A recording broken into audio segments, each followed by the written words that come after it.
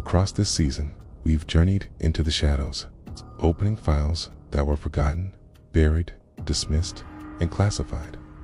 We explored lost civilizations, disappearing inventions, confiscated documents, and unexplained patterns that defied easy answers. When we started, each mystery felt like its own isolated island in the vast ocean of history. They were separated by decades, by continents, by the very subjects they concerned. But as we moved from one file to the next, a strange sense of familiarity began to grow. What if these islands were never separate? What if they were all just the visible peaks of a single submerged mountain range? What if every file we opened, every story we told, was pointing to the same unsettling truth? Tonight, we're not opening a new file. We are connecting everything we found. The conclusion we're about to draw may be more profound and perhaps more unsettling than any single mystery we've uncovered so far. Let's retrace our steps. Think back to the very beginning. Episode 1. We investigated a civilization that thrived, reached a peak of complexity and culture, and then vanished, seemingly without a clear, catastrophic cause. The evidence was there, but the final chapter was missing. Then, jump forward to Episode 4. We uncovered classified research into a groundbreaking scientific field. Research that was gaining momentum, producing incredible data, only to be quietly removed from public view and sealed away for decades. Remember, Episode 8. We told the story of a brilliant inventor and a revolutionary device that promised to change an entire industry. A device that was demonstrated, proven to work, and then just disappeared from history as if it never existed. And just a few weeks ago, in Episode 9, we looked at technology that was developed, patented, and ready for the market, but was never released. 4 different stories, 4 different files. But do you see it? Kate, it's the same pattern, playing out over and over again. Information appears, momentum builds. The world is on the brink of a new discovery, a new understanding, a new way of life. And then, silence, a sudden, inexplicable halt. The trail goes cold. The story ends abruptly. So the question we must ask is why? Why does this happen? Now, it's tempting to jump to conclusions, to see a grand, orchestrated conspiracy behind every closed door. And while we've certainly encountered cases where suppression was a real possibility, the truth is, not every mystery implies a shadowy cabal pulling the strings. Not every vanishing act is the result of a deliberate cover-up, but the repetition is undeniable. The sheer frequency of this pattern forces us to look deeper. The real pattern lies in the specific details of each case, whether it's an ancient city or a modern microchip. The pattern is in the reaction. It's in what happens when new information challenges the existing order. We have this idea that history is a faithful record of what happened, but it's not. History is not just recorded, it is filtered. Think about the world we live in. Governments classify information for national security. Corporations protect their patents and trade secrets to maintain a competitive edge. Academic institutions protect their reputations and the integrity of their established theories. None of this is shocking, In fact, it's structural. These are the systems that govern our world. They are designed to create stability, to manage change, and to protect existing interests. But here is where it becomes truly interesting. What our journey this season has shown is that the more disruptive an idea is, the more friction it encounters, the more a discovery threatens to change the world, the stronger the pushback. This doesn't always happen because the idea is true or false. It happens because it's destabilizing. It challenges the foundations of power, profit, or paradigm. Across decades and disciplines, one single, powerful theme emerges. Information that threatens established power structures will always face resistance. Sometimes, that resistance is justified. An invention might be genuinely dangerous, or a scientific claim might be unfounded. Sometimes, The resistance is strategic corporation buying a patent to sideline a competitor. And sometimes it's simply bureaucratic. An idea gets lost in red tape. A report is filed in the wrong cabinet. A discovery is deemed too unconventional to fund. The mechanism changes, but the outcome is the same. There is an invisible filter that stands between what happens and what we are told happened. It's not a single person or a single group. It is a complex system of incentives, fears, and self-preservation that operates quietly in the background of our civilization. This filter is subtle. It's nearly invisible. It shapes everything we think we know about our past, our present, and our potential future. Let's bring this back to the files. It's that vanished civilization from episode 1. What if their societal model or their energy source was so radically different that it could be reconciled with the historical narrative that followed? Maybe it wasn't destroyed. Maybe its story was just incompatible. So it was left as an unsolved mystery. What about the classified research from episode 4?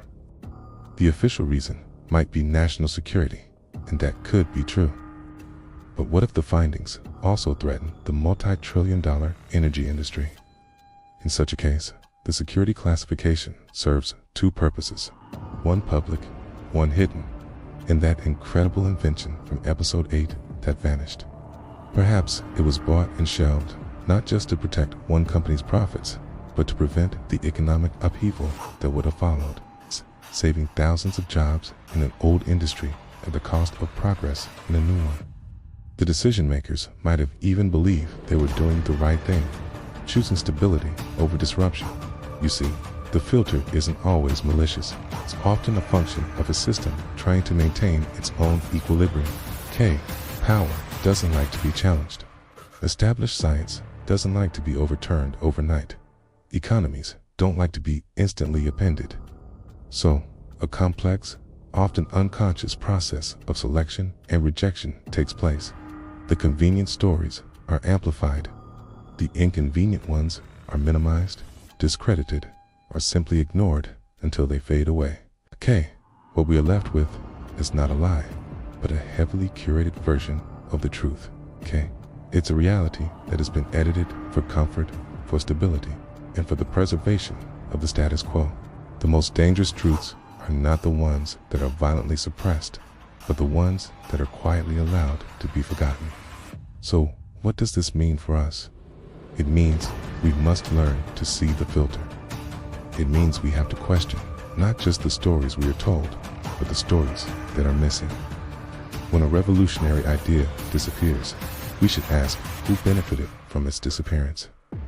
When a historical account seems incomplete, we should ask what part of the story might have been too inconvenient to tell. The truth is rarely found in the headlines. It's often hidden in the footnotes, in the redacted documents, in the stories that are dismissed as fringe or folklore. Our journey this season was never just about solving individual mysteries. It was about learning to recognize the shape of the void they leave behind. The pattern isn't the conspiracy. The pattern is the silence that follows the disruption. It's the institutional inertia, the economic self-interest, the human fear of radical change. It's the invisible hand that edits our reality. This changes how we must look at the world. It's a call for a new kind of literacy, not just reading the lines, but reading the spaces between them. It's about understanding that every official history, every mainstream narrative, is just one possible version of events, the one that survived the filter. It's a profound and perhaps a bit of a daunting realization. It suggests that we are living in a library where some of the most important books have been hidden from us, not necessarily by a malevolent librarian, but by a system that is inherently allergic to certain kinds of knowledge. But it's also empowering, because once you know the filter exists, you can start looking for it. You can start asking the right questions. And you can begin to search for the stories that were never meant to be found. The truth is out there, but it's not just waiting to be discovered. It's waiting to be reassembled from the fragments that slipped through the cracks. What's the engine of civilization? It's a simple question, but the answer is incredibly deep. If you strip away all the layers of culture, art, and philosophy, you're left with one core dependency: stability. Human society is built on predictability. We trust that the sun will rise, that the laws of physics will hold, think that the rules of our world will be mostly the same tomorrow as they are today.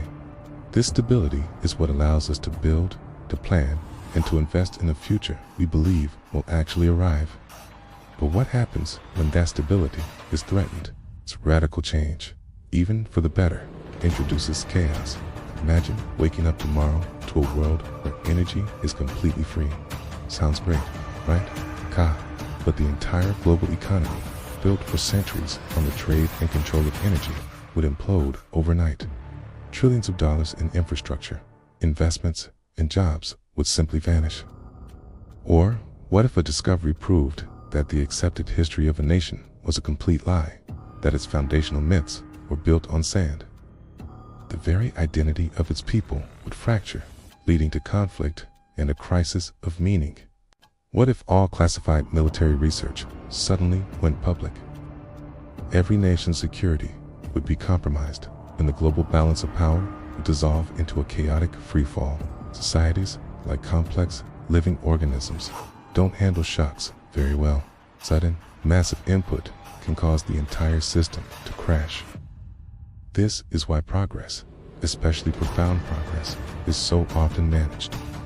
It's introduced gradually, in measured doses, in a controlled way. Now, our first instinct is to see this control as something sinister: corruption or suppression by some shadowy elite. And sometimes, that's exactly what it is. But what if it's not always about that? What if, in some cases, it's about preservation? Think of it like a dam holding back a powerful river. If you release all the water at once, you get a catastrophic flood that destroys everything downstream. But if you release it slowly through controlled channels, you can irrigate fields, generate power, and bring life. The hidden truths we search for. The paradigm-shifting discoveries buried in classified files or forgotten archives might not be hidden out of pure evil. They might be managed because their immediate release would be too destructive for the current system to handle. This suggests that the simple narrative of evil suppression might be too black and white. The real story could be one of controlled evolution, a careful, deliberate pacing of disclosure to prevent society from tearing itself apart. And that raises a much harder, more uncomfortable question. Who gets to decide the pace of truth? Who has the right to be the gatekeeper of human progress? When we think of power, we often picture a villain in a dark, smoke-filled room, making sinister decisions that shape the world. But that's a caricature. Real power is rarely that obvious. It's not a person, it's an architecture. It's a vast, interconnected structure of systems and institutions that guides our world in subtle but profound ways. Think about the global energy markets, the multi-trillion-dollar networks that determine how we power our lives. Think of the military-industrial complex with its web of defense contracts and national security interests. Consider the academic institutions that decide which research gets funded and which theories are taught. And, of course, the media gatekeepers who determine which stories are told and which are ignored. Each component of this architecture doesn't operate on some grand, malevolent scheme. It operates on a much simpler, more relatable principle: incentives. Each system has incentives to maintain its own existence, its own influence, and its own profitability. These incentives shape what they pay attention to. An idea or a technology that aligns with the existing incentives of, say, the energy market will receive funding, attention, and support.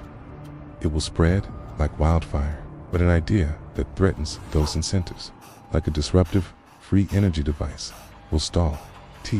Won't necessarily be erased from existence or violently destroyed.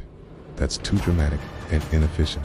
Instead, it will simply be starved of oxygen, gets tangled in bureaucracy, discredited by experts, buried in patent disputes, or just ignored until it withers away. Across our Hidden Files series, we saw this pattern repeat itself over and over. It wasn't about a global conspiracy with a centralized command center. It was about a decentralized system of self-preservation. When an idea supports the existing architecture of power, it is amplified. When it challenges that architecture, it is muffled. The incentives of the system create a filter. Attention is directed toward what is safe and profitable, and away from what is disruptive. Its directed attention shapes what the public believes to be true or possible. And what we collectively believe, over time, becomes our history. Power isn't about actively crushing dissent. It's about creating an environment where certain ideas flourish and others quietly fade. Time is the ultimate tool. If you can slow something down enough, for all practical purposes, it disappears. So, after digging through countless files, examining forgotten histories, and tracing the flow of information, what is the single most dangerous discovery a person can make? It's not a secret technology or a hidden truth about our past. It's not free energy or alien contact. The most dangerous discovery is awareness. It's the realization that information itself is not pure. It's that moment you understand that the reality presented to you has been curated, that it flows through a series of filters shaped by power, incentives, and the need for stability. Once people recognize the existence of these filters, they begin to question them. They start to ask why certain stories are on the front page while others are buried. They wonder why certain scientific theories are celebrated while others are ridiculed without any serious investigation. This questioning is the true destabilizing force. It doesn't just challenge a single fact. It challenges the entire narrative-generating machine. But here, you have to strike a delicate balance. Unchecked skepticism, without discipline or critical thinking, quickly curdles into paranoia. I8 leads to a world where nothing is true and every shadow hides a conspiracy. This mindset is just as blinding as naive trust. On the other hand, trust without a healthy dose of skepticism becomes blind obedience, making us susceptible to manipulation and control. The goal is to find the middle path, to be critical but not cynical, to be open but not gullible. This series, The Hidden Files, was never about trying to prove one grand conspiracy theory or another. It was about something more fundamental. It was about examining the patterns and how information moves through our world. And the pattern is undeniably clear. Truth is not a bird that flies freely. It's a commodity, and it travels conditionally. It is shaped, guided, and sometimes delayed by the very structures that hold our world together. Understanding this doesn't give us all the answers, but it gives us the right questions to ask.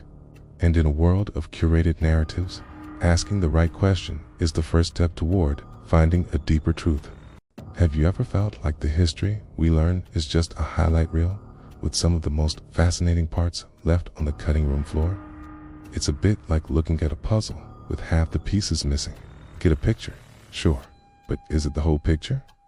Today, let's dive into the rabbit hole of how information, both past and present, is curated, controlled, and sometimes completely rewritten. Let's start with a place that literally rewrites history, Göbekli Tepe in modern-day Turkey. For the longest time, we were taught that complex societies and large-scale construction only began after the agricultural revolution around 10,000 years ago. The story was simple. First farming, then cities, then monumental structures.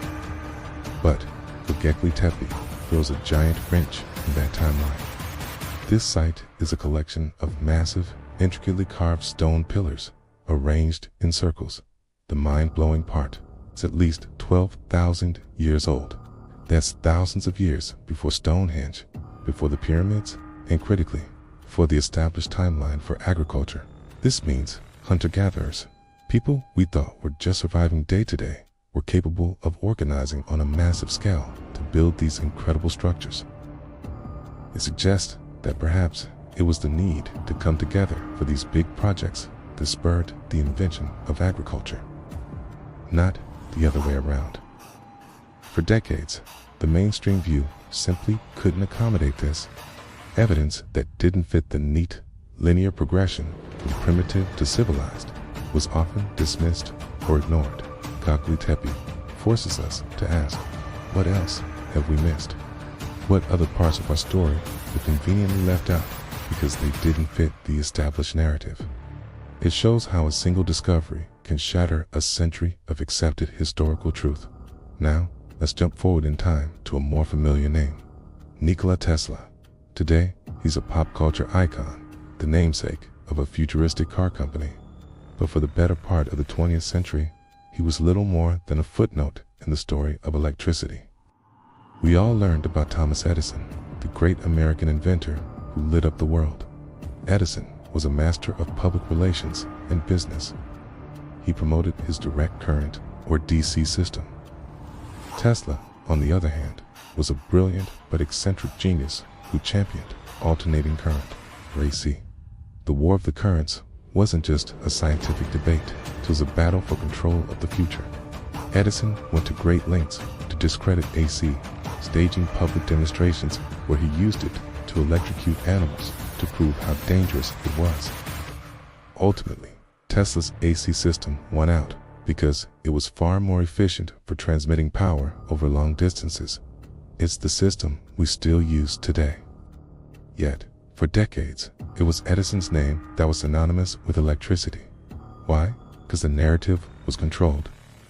The victors of business and finance often get to write the history.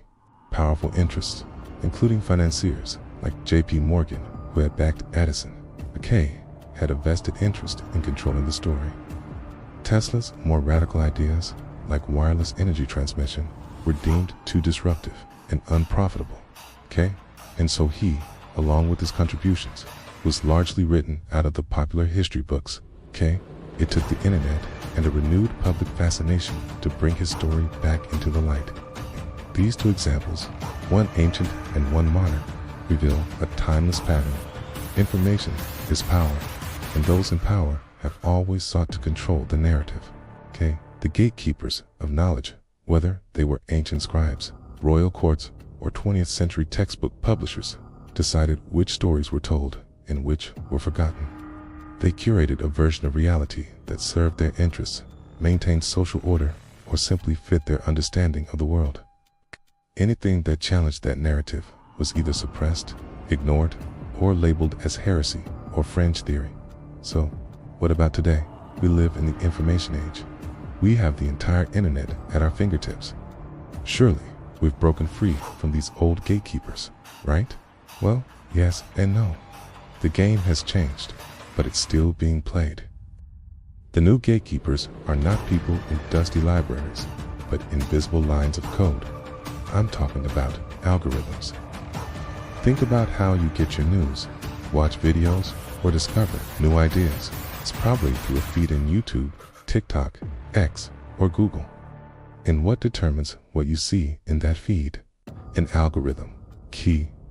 These complex systems are designed with one primary goal: to keep you engaged, to keep you watching, scrolling, and clicking. And how do they do that? By showing you more of what you already like and more of what people like you like. On the surface, this sounds great. It's a personalized information stream, but it creates a very powerful and often invisible phenomenon: the filter bubble or echo chamber. If you start watching videos about a certain political viewpoint, the algorithm will feed you more and more of that same viewpoint. It will show you content that confirms your existing beliefs because that's what's most likely to keep you watching. It rarely challenges you, rarely shows you a well-reasoned argument from the other side. Over time, your digital world can become a mirror, reflecting your own biases back at you, but stronger and more concentrated. You start to believe that your view is the mainstream view because it's all you ever see. This algorithmic curation is a modern form of narrative control, but it's more subtle and, in some ways, more powerful than the old methods. There isn't a single person deciding to suppress an idea. Instead, it's a decentralized system that learns our preferences and feeds them back to us on steroids. It can amplify fringe ideas until they seem mainstream, or it can bury important stories simply because they aren't engaging enough. Controversial, emotional, and extreme content often gets the most engagement. So the algorithm promotes it, regardless of whether it's true or helpful. We're seeing the consequences of this all around us. It's increasing polarization, the spread of misinformation, and a general breakdown in shared reality. When two people can look at the same event and, based on their algorithmically curated feeds, come away with two completely different, mutually exclusive stories, how can we have a meaningful conversation? So what's the solution? It's not about deleting all our apps and moving to a cabin in the woods, though that does sound nice some days. The solution is awareness. It's about becoming a conscious consumer of information. It's about understanding that what you see online is not a neutral reflection of the world. It's a version of the world curated specifically for you by a machine designed to hold your attention. We need to actively fight against the current, make an effort to seek out different perspectives, follow people you don't always agree with. Read news from a wide variety of sources, not just the ones that pop up in your feed. When you see a shocking headline, take a second to question it. Who is telling this story? What's their motivation? Is this designed to inform me or just to make me angry? We need to practice what I call informational hygiene. Just like we wash our hands, we need to clean our information diet. The stories of Göbekli Tepe and Nikola Tesla teach us that history is never truly settled. It's a living, breathing thing that can be rediscovered and reinterpreted. The rise of algorithmic control teaches us that the same is true for the present. We are not passive receivers of information. We have the ability to question, to explore, and to build our own, more complete picture of the world. The puzzle of history and current events will always have missing pieces, but by being active and critical seekers of knowledge, we can find a lot more of them and get closer to seeing the whole picture. Thanks for joining me on this deep dive. If this got you thinking, hit that like button and subscribe for more content that challenges the narratives we're given. Stay curious, and I'll see you in the next one.